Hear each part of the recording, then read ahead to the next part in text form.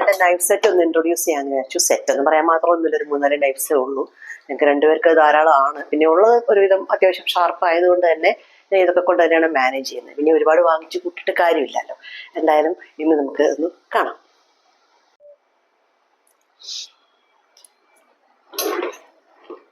ഇതാണ് എൻ്റെ knife stand. ഇത് റൊട്ടേറ്റബിൾ ആണ്. പിന്നെ നമ്മൾ ഇനി വെള്ളമുള്ള എന്തെങ്കിലുമാണ് വെക്കുന്നതെന്നുണ്ടെങ്കിൽ അതിൽ വെള്ളം എല്ലാ അടിയിൽ ഡ്രെയിൻ ആയിപ്പോയിക്കോളും. വളരെ ലൈറ്റ് വെയിറ്റ് ആയിട്ടുള്ളൊരു ഹോൾഡറാണ്. ഇത് കുറേ വർഷമായിട്ട് എൻ്റെ അടുത്തുണ്ട്. എനിക്കൊരു 3-4 വർഷമായിട്ട് എൻ്റെ അടുത്തുണ്ട് ഇത്. പിന്നെ എൻ്റെ നൈഫ് സെറ്റ് എന്ന് പറയാൻ മാത്രമൊന്നും ഇല്ലെങ്കിലും ഉള്ളതൊക്കെ ഞാൻ പരിചയപ്പെടുത്തി തരാം. ഇത് എൻ്റെ കാരറ്റ് ബ്രാൻഡിൻ്റെ ആണ്. പക്ഷേ ഇതിപ്പോൾ കാരറ്റ് ബ്രാൻഡിൻ്റെത് ഓൺലൈനിൽ അവൈലബിൾ അല്ല. പക്ഷെ വേറെ ബ്രാൻഡ്സ് അവൈലബിൾ ആണ്. അഗാരോൻ്റെ ഒക്കെ ബ്രാൻഡ്സ് അവൈലബിൾ ആണ്.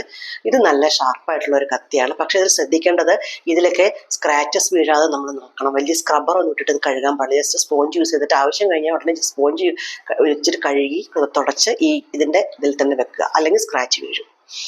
പിന്നെ ഇത് ഹോം സെൻറ്ററിൻ്റെ ആണ്. ഇത് അത്ര ഒരു നല്ല കത്തിയല്ല. ഇത് വെറുതെ കൈക്ക് കെട്ടിയാനോ അലോ കെട്ടിയാനോ ഒക്കെ അങ്ങനെയൊക്കെ എടുക്കുള്ളൂ. വലിയ ഷാർപ്പൊന്നും അല്ല. ഇത് സെറാമിക് ആണോ എന്താണെന്ന് എനിക്ക് മനസ്സിലാവുന്നില്ല. ചെറിയ സ്ക്രാച്ച് വീഴുന്നുണ്ട്, അതുകൊണ്ട് ഞാൻ അധികം യൂസ് ചെയ്യാറില്ല.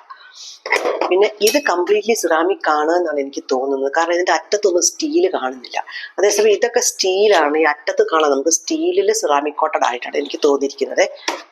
അപ്പം ഇത് വലിയ ഷാർപ്പൊന്നുമല്ല. പിന്നെ പറഞ്ഞ പോലെ ഫാൻസി ആയിട്ട് വെക്കാനും ഒരു കേക്ക്, അലുവ, ഫ്രൂട്ട്സ് കട്ട് ചെയ്യാനും ഒക്കെ കൊള്ളാം. കറ പിടിക്കാതിരിക്കാനായിട്ടൊക്കെ പറ്റും. അയൺ ആകുമ്പോഴത്തേക്കും ഫ്രൂട്ട്സ് ഒക്കെ കട്ട് ചെയ്താൽ കറ പിടിക്കുമല്ലോ. ഇതിന് ഞാൻ സെപ്പറേറ്റ് ഒരു ഹോൾഡറിനെ തന്നെയാണ് വെക്കുന്നത്. പിന്നെ എനിക്ക് 2 കത്തികളുള്ളത് ഡെയിലി യൂസിന് യൂസ് ചെയ്യുന്നതാണ്. കായി എന്ന് പറഞ്ഞ ബ്രാൻഡ്, KAI.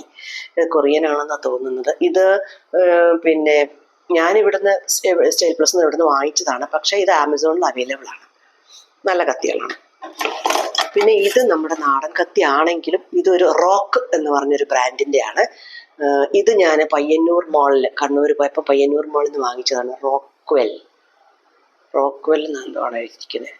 ഓക്കെ, നല്ല ഷാർപ്പ് കത്തിയാണ് നമ്മുടെ നാടൻ കത്തി. പിന്നെ ഇവരെയൊക്കെ ഒന്ന് മൂർച്ചയാക്കാൻ വേണ്ടിയിട്ടുള്ളൊരു ഷാർപ്പനറാണിത്. ഇതൊക്കെ വളരെ മിനിമം റേഞ്ചിലുള്ളതാണ്. അത്ര ഒരു ബിലോ 500 അത്രയൊക്കെയാണെന്ന് എൻ്റെ ഓർമ്മ. ഇത് ഐക്കയുടെ ആണ്. ഇത് നല്ല ഷാർപ്പനറാണ്. അത് വെക്കാൻ എനിക്ക് ഇവിടെ ഒരു ഹോൾഡർ ഉണ്ട്. സോ ഇതൊക്കെയാണ് എൻ്റെ കത്തി വിശേഷം.